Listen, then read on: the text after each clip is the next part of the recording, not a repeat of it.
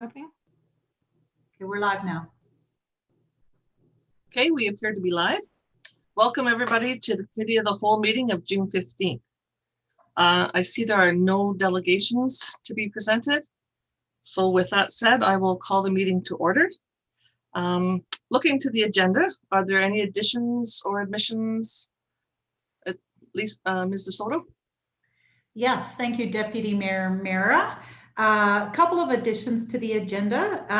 The first, just by way of introduction, I want to provide an introduction to a new staff member. So if you could add that just after you approve the agenda. And then for in camera, we have an item to add for I1.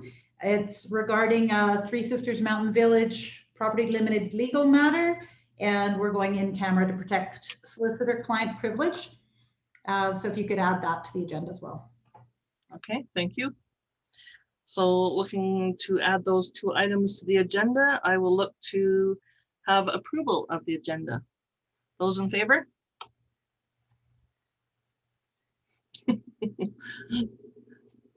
That's approved unanimously, so we can move on. Ms. DeSoto, you can go ahead with presenting our new staff member. If I could ask Adam Driedzik to turn his camera on, I'm very happy to introduce council to Adam. He is our inaugural town solicitor, started just yesterday, and I'm not going to give you his background because I'm going to let him do that. But Adam is here and happy to take any questions that you might have. Adam, over to you.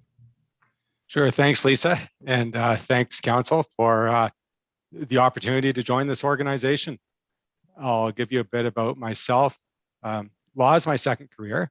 I was a student affairs practitioner, so I have some exposure to the administrative side of the public sector and other institutions.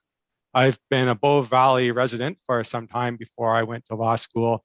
I originally moved out from Eastern Canada to work in the staff housing industry, worked another number of local jobs in the recreation, tourism, and retail industries before going away to law school, hoping all the while that I might be able to come back. I worked in litigation practice, primarily legal aid at the start of my career, and then served for several years as staff counsel at the Environmental Law Center, which was a nonprofit organization in Edmonton that provides legislative reform and public information services. For about the past 6 years, I've ran a private solicitor's practice in Canmore, and joining the town is really a unique opportunity to combine those experiences where I live. As far as my own view of the job, this will be a big part as the inaugural solicitor, and it's really a combination of sort of frontline, boots on the ground legal work to bring some of that in-house, combined with more of a non-legal role on the corporate strategic team. So really, my own view as the corporate solicitor is that my client is the town of Canmore as a corporation. The town of Canmore is a separate legal entity from any one of us, and my role is really to steward the health of that corporation. So I'm here to help. You'll see me as a form of support staff across the organization. Everyone from the front lines up to yourselves on council, and I really see this as an ongoing consultative process to help the town take a more proactive approach to legal matters. But please keep at the forefront that that is my primary duty is to the organization itself. Well, thank you, Adam, Mr. Driedzik. Welcome to the town of Canmore, and I look forward to working with you, as so does administration. And we'll see you later in the meeting. Thank you. All right, thank you. Thank you. Moving forward on the agenda, I'm looking to the minutes of May 18th of the Committee of the Whole meeting. I'm looking to see if there are any changes or to the agenda minutes. See nobody saying anything, so looking for the approval of the minutes of May 18th, 2021, Committee of the Whole meeting. Those in favor? Carried unanimously. Moving a little further into the agenda, we're looking to D1, which is staff reports, and it will be Bow Valley Immigration Partnership, and it will be Ms. Lisa Brown presenting. Do we have Ms. Brown present? Hello there. Hi. Ms. Brown, I'm just looking, would you like us to ask questions during your presentation or at the end? I'm going to say, can you please hold your questions to the end? I'm going to be presenting with my colleague, Megan Reed. And Megan, you can untake your camera or show your face now if you'd like. Perfect, thank you. So good afternoon, Deputy Mayor and members of Council. I'm here today as part of the Bow Valley Immigration Partnership, a network of community members, organizations, and municipalities who all work collectively together to create a welcoming and inclusive Bow Valley.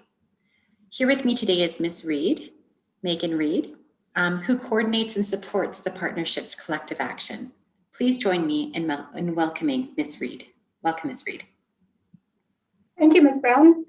And thank you, Council and Administration, for giving us this opportunity to share an update from the partnership. BVIP's mission is to build a welcoming community. That is a place with both the desire and the capacity to welcome and include immigrants. Our aim is to create conditions that allow both immigrants and non-immigrants to participate, contribute, thrive, and know they belong in the Bow Valley.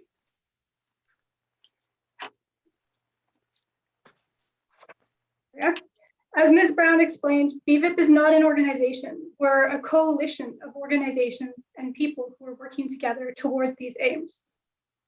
We follow a collective impact model, creating a shared agenda, measuring progress together, aligning our activities, and continuously communicating about needs and opportunities. All of this is supported by a staff of 2.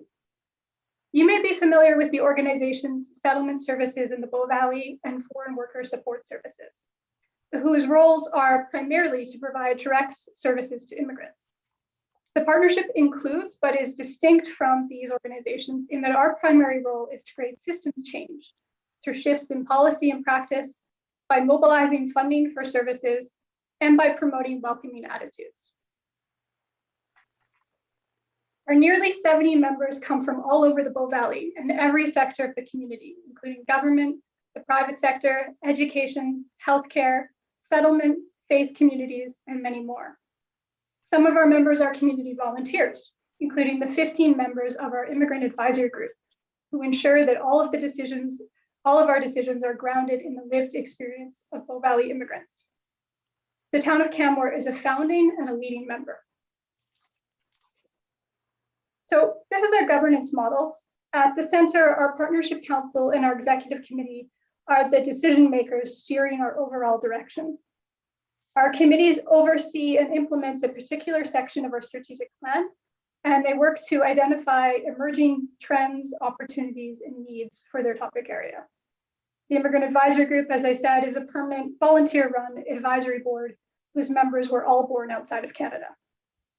Each committee oversees project-focused work groups and task force where our more detailed planning work happens. BVIP is funded by Immigration, Refugees, and Citizenship Canada, and like the 80 other local immigration partnerships funded by IRCC across Canada, we follow predictable steps in our work, which includes researching newcomer needs and integration gaps, developing multi-sector strategies to address those gaps, and then working to implement those strategies. Currently, we're just in the middle of our second cycle in this work. Okay. The 2019 Integration Assessment Report summarizes our most recent round of research, which formed the basis for our current strategy. The report includes a community profile with immigration-related demographics, a scorecard that demonstrates how immigrants and non-immigrants are faring in a dozen areas of life and compares the 2 outcomes, and a narrative offering some interpretation of those results. Our focus in this report was on identifying needs, but we also saw some signs of strength. For example, the high level of education of Bow Valley immigrants, and we heard high praise for existing services for newcomers. We also saw some signs of improvement, including a narrowing income gap and an increase in sense of welcoming and belonging. But as I said, the focus was on finding needs.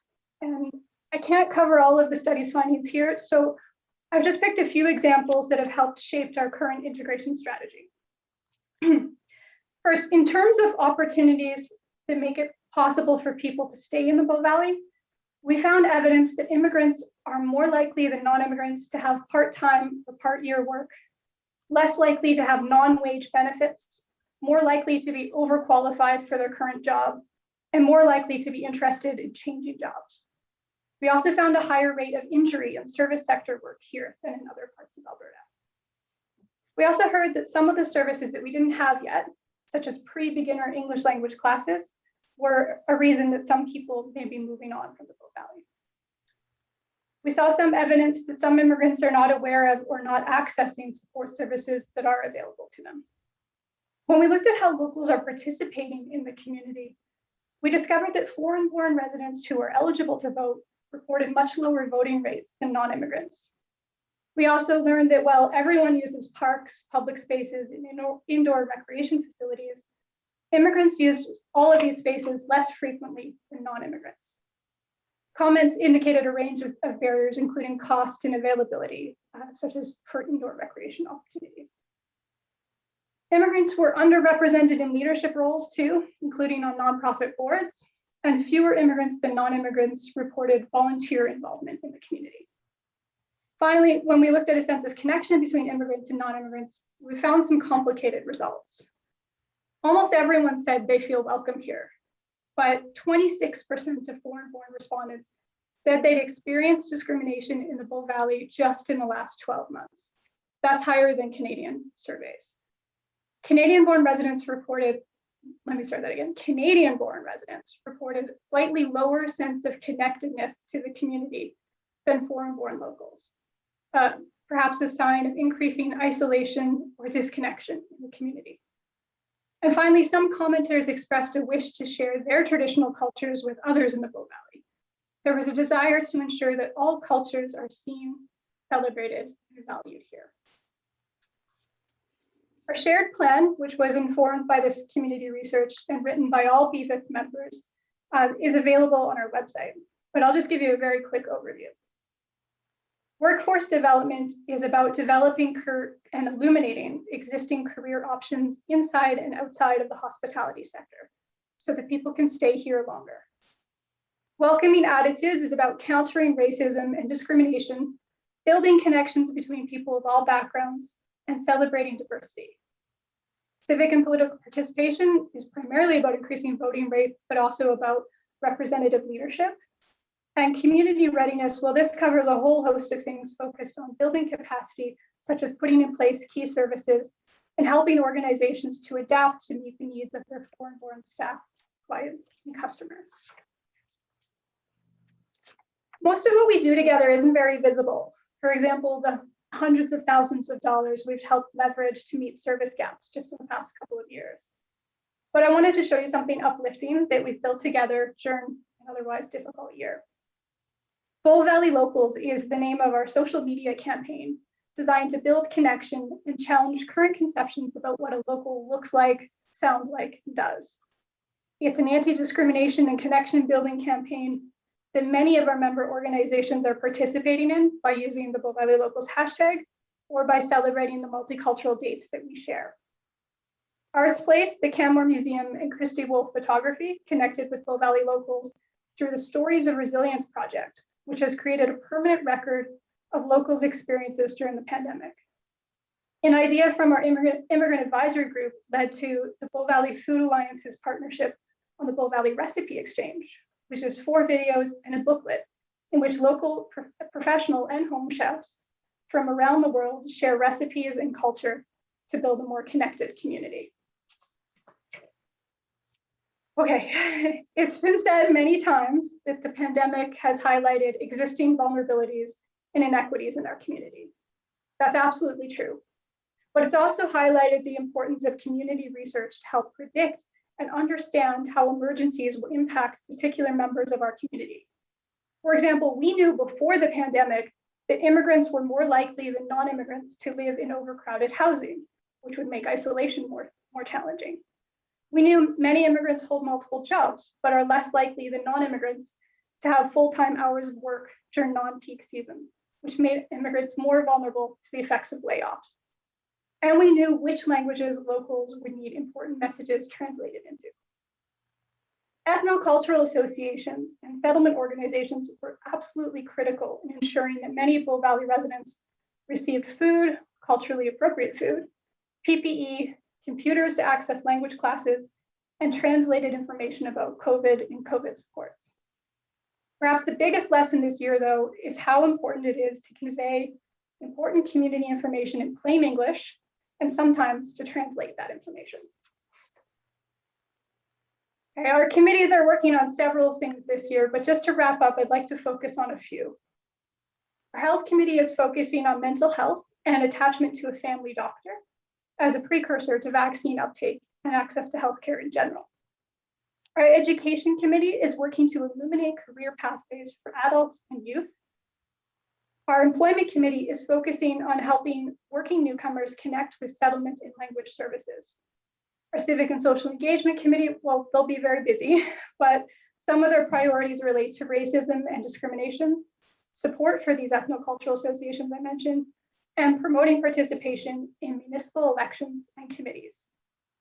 Our settlement committee is looking at improving how settlement information is shared and building capacity to meet newcomer needs in non-settlement organizations. So to close, I'll highlight just a few of our projects this year. Our Workplace Inclusion Charter is a built-in the Bow Valley program that guides and incentivizes employers to support their foreign-born staff.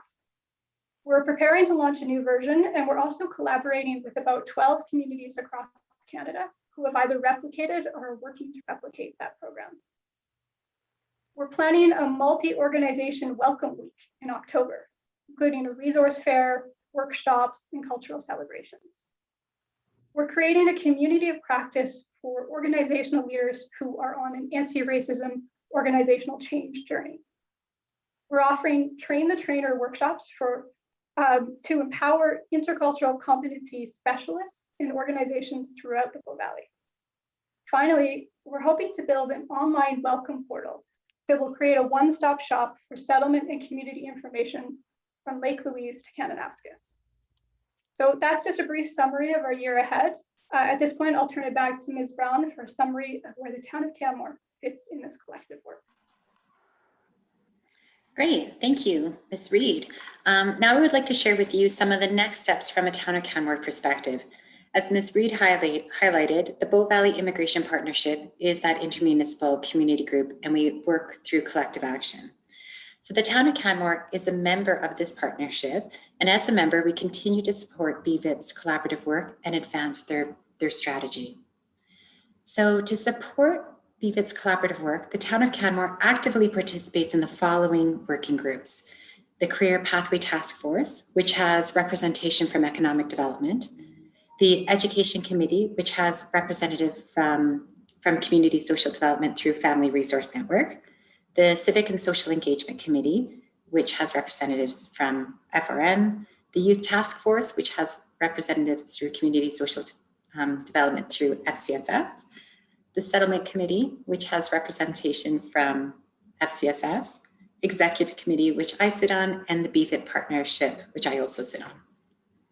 Next slide. Oh, perfect. Thank you, Megan. To advance our collective BVIP strategy, the town of Canmore will continue to support our local campaigns to connect appropriate municipal departments to BVIP working groups, and to look for opportunities to collectively increase diversity and inclusion. So for example, Ms. Reed and myself recently met with the municipal clerk's office to explore ways that we can increase civic participation. And as a result of this conversation, administration will be bringing a motion to council recommending that council amend our municipal committee recruitment practices to remove any requirement for Canadian citizenship and to explicitly invite applicants from diverse backgrounds to apply for municipal committees. Through this motion, we are hoping to have a system change that collectively increases civic participation and for new Canadians and foreign-born locals. So that's the end of our presentation. Thank you for your time. Can I answer any questions? Are there any questions from council? Councillor McCallum. Thank you, Deputy Mayor Mara. And thank you, Ms. Brown, for the presentation. I was actually very attracted to the whole idea and have been in past of, participation in the democratic process or in civics in general in Canmore. And we have people that come from all over the world that have lived here for a long time, and people that have come from all over the world that have lived here a short time. And I think sometimes people bring with them their understanding of their own home country's democratic process, assuming there is one. My question is how do you think the partnership in general would manage not just the understanding idea of allowing people who do not necessarily have Canadian citizenship to sit on boards and committees, and to help educate people on the democratic process if they are a new Canadian, but how do you think we could integrate more understanding about just process in general in a municipal setting? Just even I find the understanding of like first, second, and third reading is very difficult for people to understand who have lived here all their lives sometimes. And I'm wondering how we can sort of roll out sort of civic education in general to not just our immigration, to the immigration partnership members, but to the community at large. Ms. Reid, I could take this one if you want to take the next one. Thank you, please. So I think that we did have a conversation with municipal clerk's office, and I think it's a longer term conversation about how do you increase civic participation and how do you show process. And there are lots of models in different communities, like they have civic school in Edmonton and in Calgary and things like that. So I think it's a conversation that we are having, but just starting and exploring. And with respect to foreign-born and new Canadians, one of the things that BVIP has done really well, and that we have done as part of BVIP, is do the it's kind of give information packages. So it's a connect to health or connect to education. But one of the areas that Ms. Reid is looking at is connect to your municipality. So how do you get involved? Ms. Reid, did you have any comments on that? I think you could speak better to it than myself. I think you covered it. I think the point I'd like to make, well, first I should acknowledge the role of Settlement Services in the Bow Valley, who actually published those Connect to booklets, but some of them were born out of the partnership. So thank you for mentioning that. I think, yes, we're at the beginning of exploring that. I think it's going to be really important that that process be led by municipal insiders and ethnocultural communities. Because the barriers to participation are not uniform across the community. So I think that's where, I didn't mention this when talking about our action plan this year, but we're investing a lot of time this year in further building our relationships with ethnocultural communities. But other than that, yeah, I think you covered all the ideas. Thank you. It's great. I'm really glad to hear that. I know it's a big job, and I know that communities such as ours struggle with trying to, educate the public. Never mind, new public, newcomers on civic participation and civics in general. So I didn't actually realize that Edmonton and Calgary ran schools. I've seen it in other communities, but I'll take a look at that, Ms. Brown and Ms. Reid. Thank you so much for your presentation and the hard work you put into this. Thank you. Thank you. Thank you. Are there any questions from any other councillors? Seeing none. Thank you, Ms. Brown and Ms. Reid, for your detailed and informative presentation. Have a great day. Thank you. Thank you. Moving on to our next agenda item is the 2020 Canmore Banff Rural Housing and Service Needs Estimation Report. And I believe we're having Ms. Kayla Eckelboom, our housing evaluator, presenting. And same question to you, Ms. Eckelboom. Do you prefer questions at the end or during your presentation? Hi, yes, please. Yeah, at the end of the presentation would be great. And I'm also going to welcome Sachiho Miller, my colleague from the YWCA, who will be co-presenting with me today. All right, I'm just going to share my screen and open up our presentation here.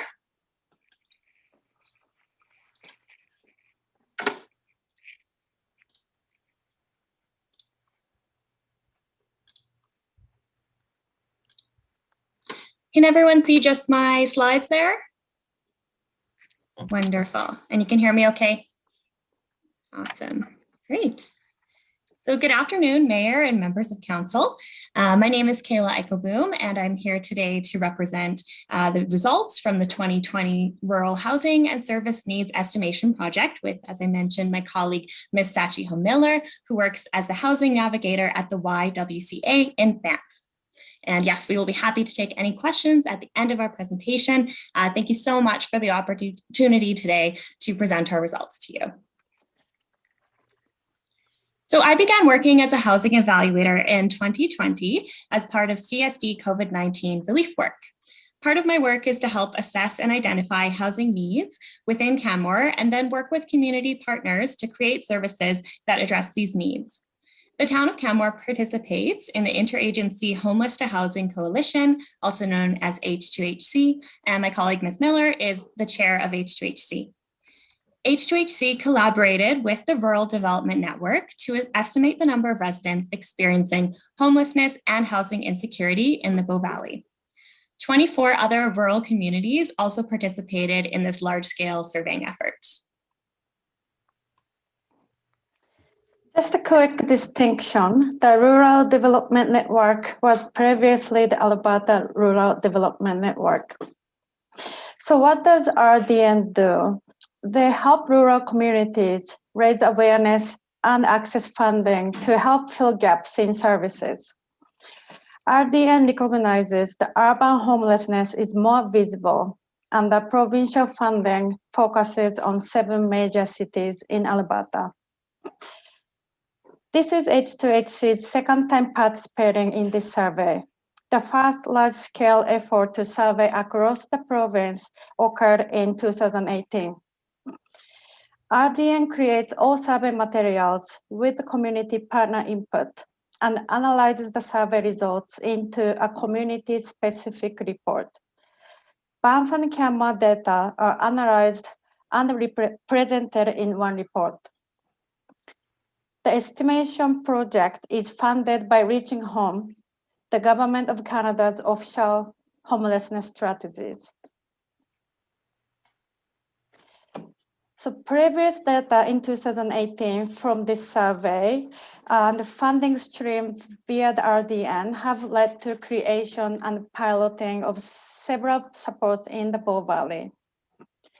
In fall 2019, the YWCA with supports of H2HC secured 4.5-year grant from RDN to operate 4 emergency and transitional housing spaces all year round, and also the interest-free rent support program called Sustaining Home Loan. During the pandemic, RDN funding supported the initiation of the community common area at the town of Canmore and helped support the H2HC MAT program working group in launching the REST program pilot in Canmore recently. So in the Bow Valley, the survey was offered for 30 consecutive days from October 13th till November 13th with support of multiple community agencies. The data was collected through paper and online surveys using unique identifiers as well as online access codes to ensure data integrity and validity. 112 people were surveyed between Banff and Canmore. Of those, 40%, 45 people, completed paper surveys, and 60%, so 67 people, were referred to an online survey.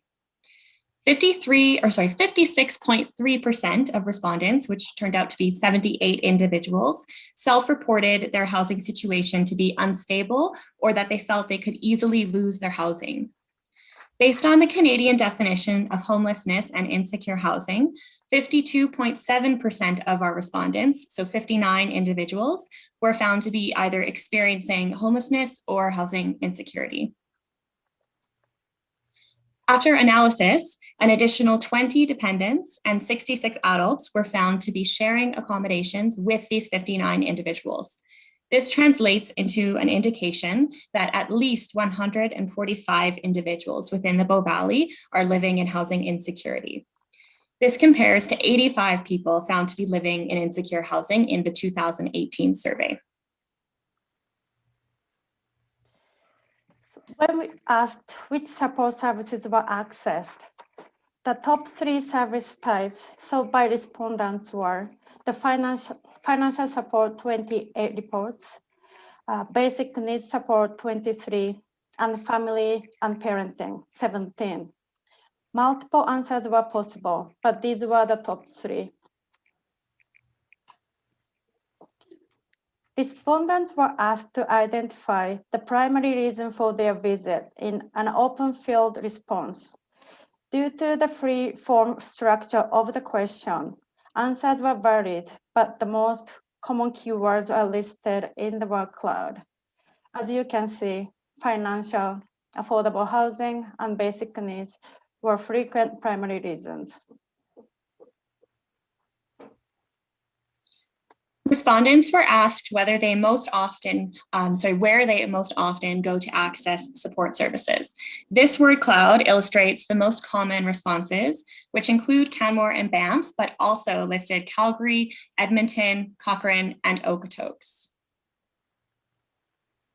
When asked about the perceived socioeconomic opportunities available in the community, most people felt that the Bow Valley provided sufficient employment opportunities, free recreation and social opportunities, and social services, but that it did not provide enough accessible, affordable housing.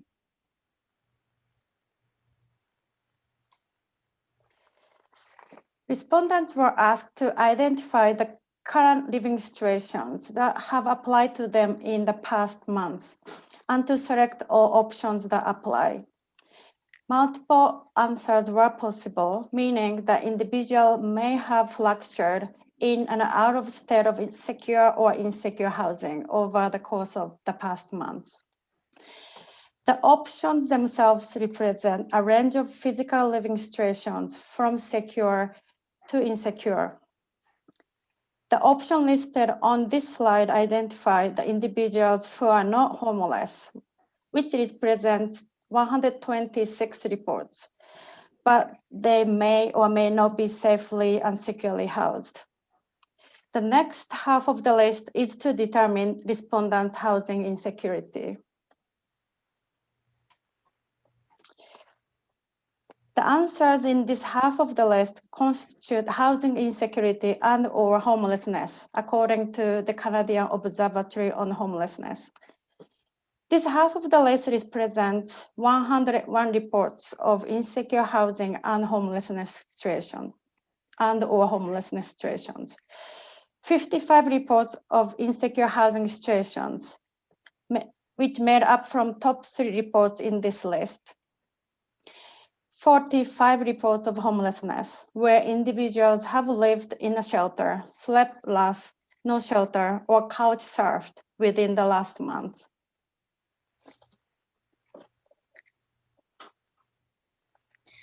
Respondents without housing or living in insecure housing situations were asked to choose from a list of contributing factors to their housing situation.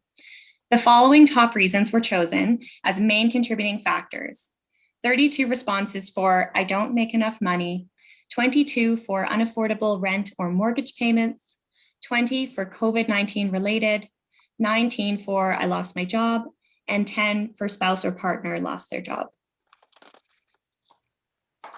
Respondents were then asked in an open field question to identify the main factor that affected their housing insecurity, whether it was from a list that they had previously seen in the survey or from their own experience. Most of the responses can be seen under the qualitative data section of the report, but here are 3 examples of these answers. Lots of remote workers moving into the Bow Valley and outbidding us, driving rental prices up and decreasing available housing to locals whose work is location dependent.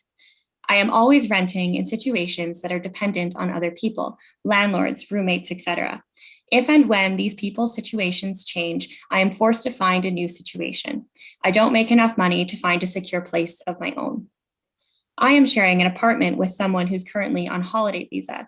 Once she leaves, I will be shouldering the whole rent, which is half of my monthly net income. The following 6 slides share results from those respondents who were found to be housing insecure.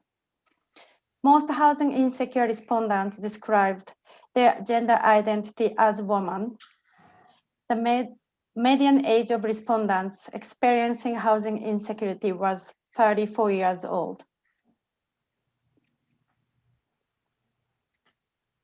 Of housing insecure respondents, 1 identified their ethnicity as African, 7 as Asian, 38 as Caucasian, 4 as Hispanic or Latino, 4 as Indigenous, 0 as Middle Eastern, and 3 identify with other ethnicities. Of those respondents that identified as Indigenous, 3 identified as First Nations and 1 as Métis. The survey included questions regarding household or family members who are currently sharing accommodations with each respondent. 1 housing insecure respondent reported that either they or someone in their household was pregnant, and 9 said that they were currently a single parent household.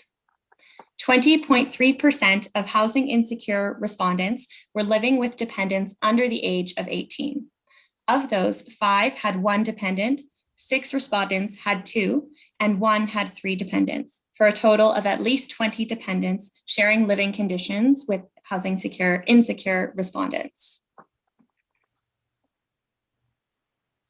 Of respondents experiencing housing insecurity, 13.6% reported accessing a shelter within the past year.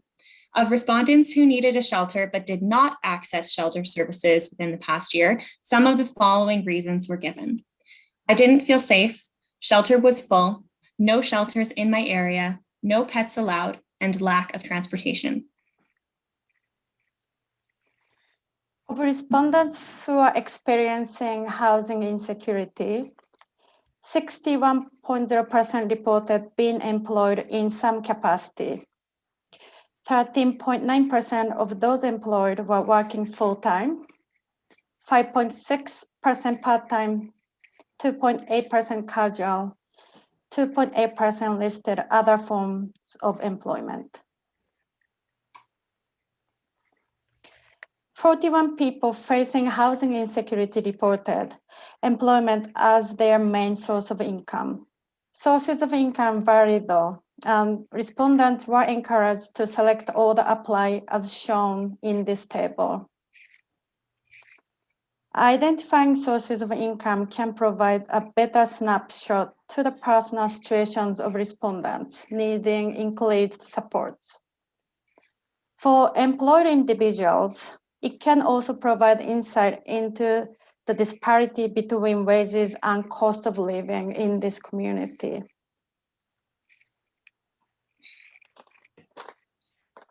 All respondents were asked to indicate where they currently reside. The word cloud on the left displays those responses weighted by frequency. On the right, respondents were asked about how long they have been part of the community. 14.3% of respondents facing housing insecurity reported that they have always lived in the community. Of all of the survey respondents, the majority, 31.3%, indicated that the highest level of education they've completed is a post-secondary degree. This is closely followed by 26.8% of respondents who obtained a college certificate or diploma, and those who obtained a high school diploma or GED was 11.6%.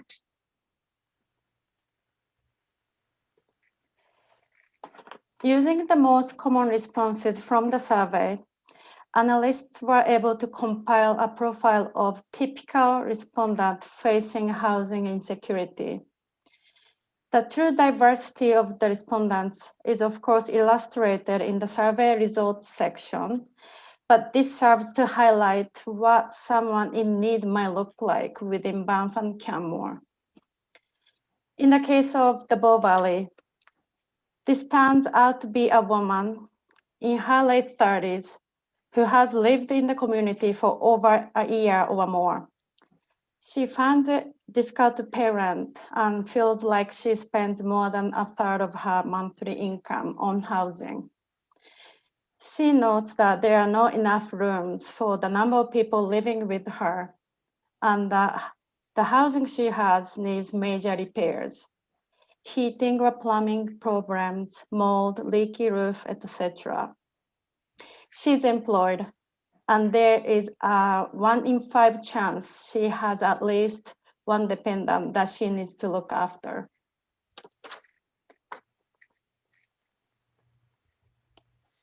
To complement the large amount of quantitative data, some parts of the survey collected responses to allow respondents to provide additional information. When asked to provide the main reason why respondents find themselves to be homeless or at risk, we received these unique replies. These are just 6 responses. Many more can be found in the report.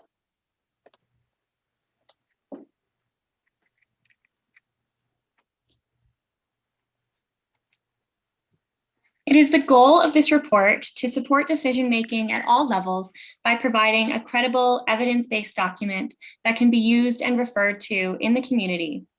This project was coordinated during a global pandemic where in-person services offered by organizations has been severely reduced.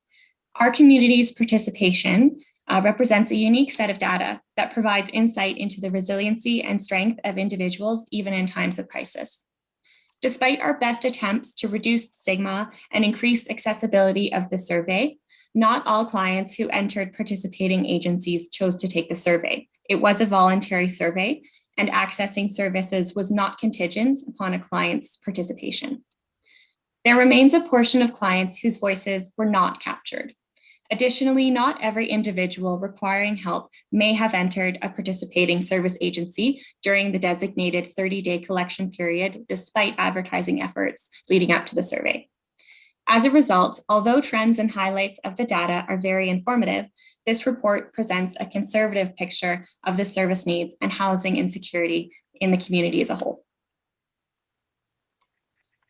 We want to acknowledge that this estimation project would not be possible without the support of many different groups. Thank you to the Rural Development Network and to the federal government for funding and organizing this survey effort. And a big thank you to our local community partner agencies who helped promote and administer the survey. That concludes our presentation, and we're happy now to take any questions that council may have. Thank you. Thank you, Ms. Miller and Ms. Eckelboom, for your briefing, your report, a very informative report.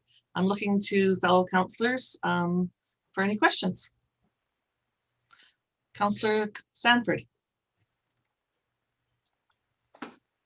Thank you, Deputy Mayor Mera. Thank you for your presentation, ladies. That was very interesting. You covered a lot of situations in the Bow Valley that I think we're learning to understand a little bit better. I just wanted to ask you a question about the Table 8. You did a presentation on Table 8 that is called Employment and Income Sources. And it outlines the number or the types of income and the types of jobs that people are employed in the Bow Valley. And I see that there are 9.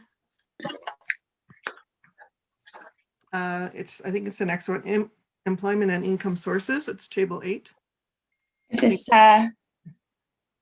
Maybe. Table 8. Yeah. Let me just see if it's this one. I think this may have been the only employment. Sorry, Sachi, do you know if there's another one that we have missed there? Yeah, you had it up. So it's in our report, but you had it. Oh, we had it on here as well. Okay. Yeah. Sorry, just let me see here. I think that it's page 31 of the report. If you want to look on the report. Oh, okay. I'll stop sharing. Sorry, everyone. And what I noticed when I read through the report, I noticed that there are only 9 respondents who indicated that they were employed in different areas.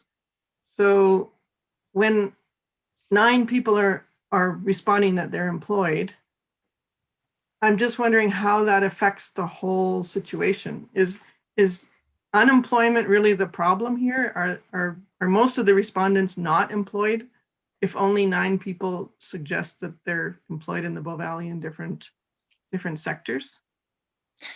I believe, thank you for your question, Councillor Sanford. I believe the table that you're referring to, I believe that's just looking at the data from individuals who were experiencing housing insecurity. And Sachi, please correct me if I'm wrong. I believe that that was 9 individuals who were living in housing insecurity or homeless, and the rest of the respondents that were living in secure housing situations, I believe, were employed, but this was just looking at the sectors of work of the 9 individuals who were working and also living in housing insecurity. Okay, but on page 18, it says you had 59 respondents whose housing conditions are considered to be insecure. So 59 people identified that they had a housing insecurity, but table 8 suggests only 9 of them were employed. And I don't know how numbers correlate with the respondents.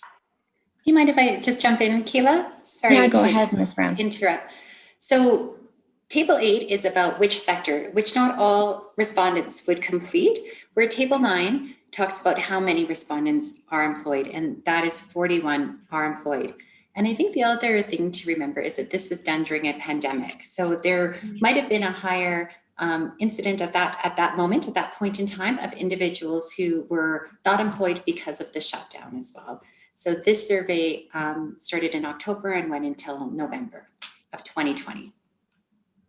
Yeah, and that's what I'm trying to reconcile, is how much of the housing insecurity is related to the lack of employment due to the pandemic, due to layoffs, due to closures. You know, is this representational of our population during regular times, or is this very pandemic specific? So the stats say that 61% of individuals who are experiencing housing insecurity are employed. And that is that point in time. And then when we look at kind of breaking it down, how many numbers those are, you're right. It does decrease, and we don't know if that is because of the pandemic or if it's because they are not employed for other reasons. But that's something we can track going forward. I just can't understand how these numbers reconcile with each other because, you know, on table 9 there are 41 respondents who say they're employed. So there's a lot of numbers that I'm not sure how they add up. Yes, that's right. I think the important thing is to know is that table 8, you don't need to respond. So not everybody did respond. And so that's why the numbers are so low in table 8. Okay. Any other questions? Oh, sorry. Any other questions from other councillors? Councillor McCallum? Thank you, Deputy Mayor. And thank you, Ms. Eckelboom and Ms. Miller, for your presentation. I really appreciate the work that you've put into this. And I appreciate you reminding us that this isn't a point in time survey. This was done in October of 2020, which was really, we were back to collapsing, sort of closing as a community. Is this going to be something that we do every year? Ms. Miller, if you want to answer that one. The plan through the RDN was they're aiming to do the every 2 years to have a good picture of what homelessness looks like in the small and rural communities in Alberta. That's great. And would we have the opportunity, like this is done through the Alberta Rural Development Network, but would we have the opportunity on our own to do, if we wanted to do like a midpoint, so like if we wanted to track a year over year versus every 2 years, specifically for the reasons that Councillor Sanford has highlighted, would that be something that we could insert in the budget process, Ms. Brown? Yes, and we have actually done that in the past. So we have done, when we first did this estimation survey in 2018, we actually did a second one in 2018 as well, which wasn't through RDN. So we can do it. It won't have the same robustness most likely as RDN because they are very careful with making sure that the numbers and the way the questions are asked are very standardized. but we could look at some key numbers and kind of make sure that we are tracking that year over year and work with our partners through H2HC.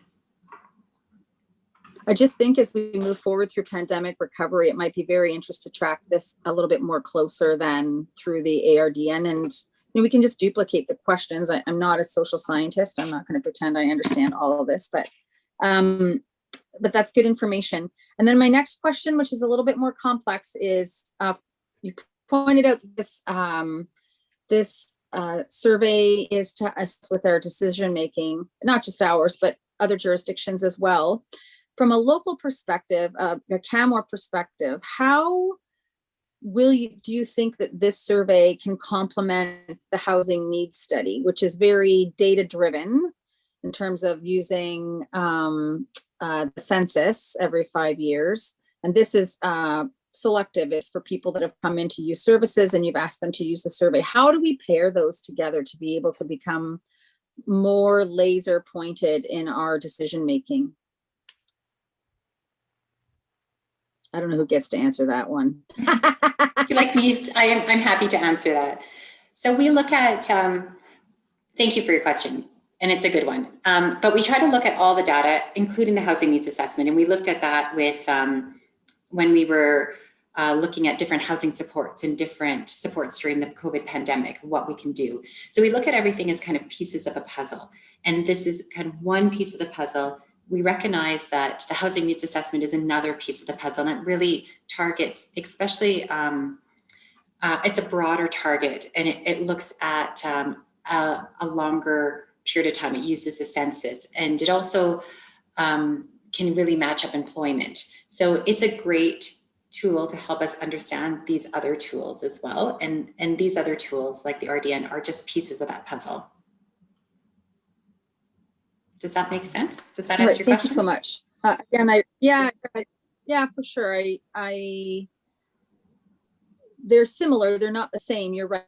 One's more of a long-term, almost anticipating trends to a certain extent. And then the other is more reactive in a positive sense, like what's happening, in the last 3 months, in the last 6 months in our community, which is much harder data to gather and is a lot more labor intensive. So I really appreciate the work that you've done on this. Thank you so much. Thank you. Councillor Seeley. Thank you, Deputy Mayor Mera. Thank you for your presentation. It's really good work, and thanks for doing it. I have got a question around the REST pilot program from a guest perspective. How was it? Was it reasonably subscribed, oversubscribed? How did it go? Ms. Brown, do you want to touch on that as you're presenting on that shortly?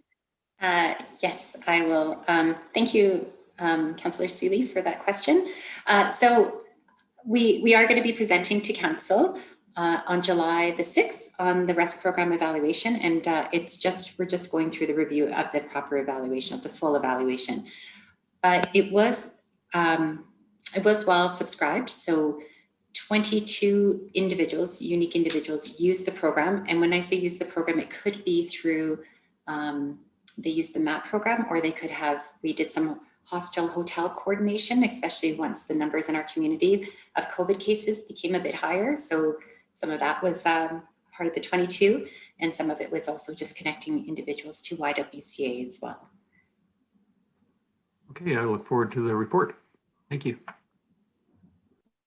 Any other, Councillor Comfort?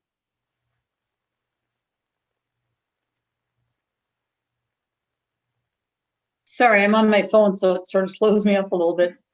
It's not really a question as so much as an observation. Reading through the qualitative findings was very poignant, and it really highlighted to me how everything's fine until it isn't. Like one thing, there's people are at risk, and then and they're going along and everything's okay. And then one thing goes wrong, and the second thing goes wrong, and then they're homeless. And it's really something we need to gather data on and continue to monitor and address. So thank you for your good work. Okay, thank you. I think that's, Councillor Sanford. Hi, I have another question for you about table 7. There is a line in there and basically answering the question, what is the main reason you came to this community? And 2 people responded to access emergency shelters. And that this was last October, right? So where would they have been accessing emergency shelters in the Bow Valley? That would be most likely YWCA Banff. So it could be domestic violence. Because So maybe we didn't have an emergency shelter set up in October last year, right? that's right. Only had it in the spring. So people came to the Bow Valley to access emergency shelters, but it would have been in Banff. So they might have, it depends how they understood the came to this community. So it could be a Canmore resident going to Banff to access emergency shelter services. Yeah, I just don't, or it could be somebody coming into the Bow Valley to access it. Okay. So if you lived in Canmore, you would have had to go to Banff to access emergency shelter services. So that would have brought you to Banff. That's right. Answers that question. Okay. All right. Thank you. I understand it now. Thanks. Okay, I think that's questions are all asked and answered. I'd like to thank you all for coming today and presenting and very insightful reports. Thank you. Thank you. Thank you. Moving on to the agenda on E1, Councillor Updates, June 2021. Is there any questions or comments from anybody? No? Okay. Moving on again to our administrative update of June 2021. Is there any, we can go through CAO's office, any questions or comments? Municipal services.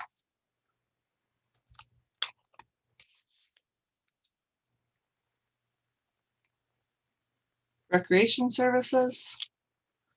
Fire rescue. Protective You're services. going too fast. Hold. Oh, sorry.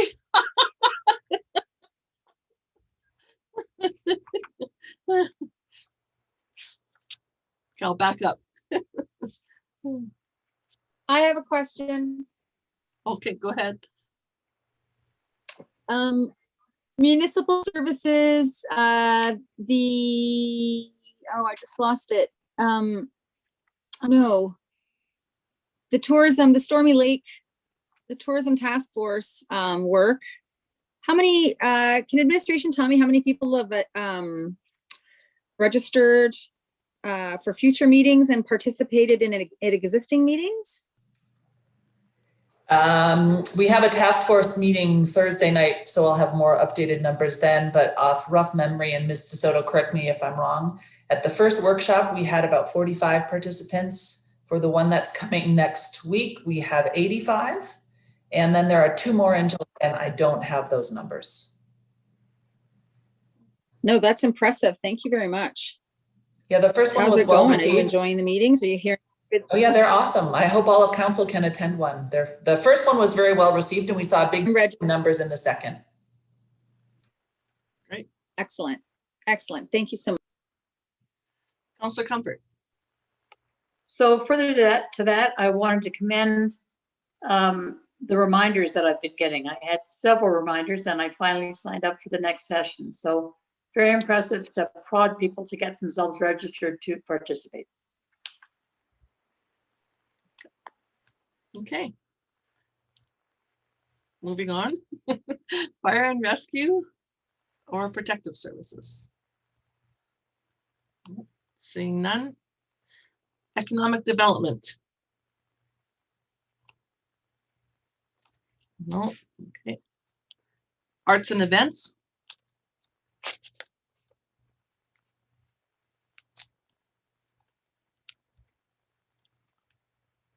No. Corporate services.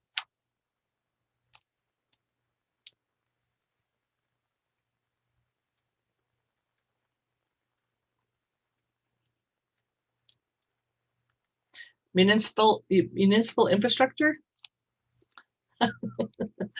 Councillor Seeley. I had a question about the traffic lights at Bow Valley Trail, Benchland, and Railway Avenue. Just wonder if we can get an update on the stop lines and the setbacks. So as has previously been communicated, the original placement of the stop line was based on some initial testing done with various vehicles and drivers. And as had been noted, those stop lines were painted temporarily with the assumption that they would be moved once the intersection was put into use. Weather permitting, we are hoping that the stop lines are permanently moved actually within the next week. So we've been observing usage of the intersection. We've been taking the feedback from users of it, and we are planning on making that adjustment within the next week, weather permitting. And the traffic flow seems quite good there. I've noticed not many lineups, so seems to be working quite well. Thanks for the update. Okay, you're welcome. Any other questions? Okay, moving on to Public Works.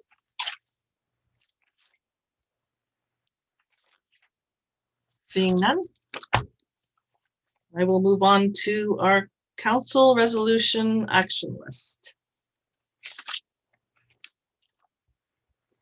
Is there anything there anyone would like to comment on or ask administration?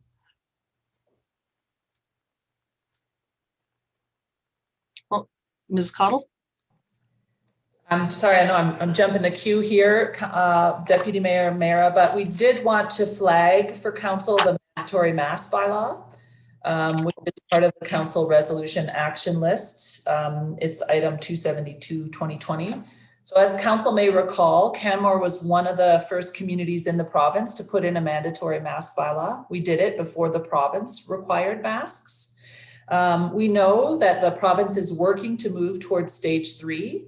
And the indication we have so far from the province is that at that time, they will remove the mandatory mask use for the province, but are still recommending it, but it will no longer be a requirement. So just wanted to flag for council. At this time, there's no change and no recommendation, but we know that if the province is successful in achieving the indicators for stage 3 that we may be moving, there may be some change in the province. We know other communities are looking at their mask bylaws. So because council doesn't have a committee of the whole meeting, this resolution action list won't be in front of you again until September. So just wanted to see if council wanted to have some conversation now and also give you a reminder that just as you did last summer, when we instituted the mask bylaw, you could always call a special meeting if there was a need to address this issue. So really wanted to use this opportunity to flag this item as it's something that we know questions will be coming in the future. Thank you, Ms. Cottle. Is there any comment or questions from any councillors? Nope. Okay. That brings us down to an in-camera item, which is I1. But first I will note that we will be stopping the live feed as we go into in-camera session because there's nothing left on the agenda to vote or discuss. So with that, I will close this portion of the meeting and I will move that council take the meeting in camera at 2:06 to prevent disclosure of information subject to legal privilege in accordance with section 27(1)(a) of the Freedom of Information and Protection of Privacy Act. So we can move in camera. Thank you everybody for attending. Shout out to Deputy Mayor Mera for doing a great job chairing this meeting. Thank you so much. Thank you, Councillor McCallum. We just need a vote on that motion to go in camera. Sorry. See there. I move that those in favor, sorry, to go in camera.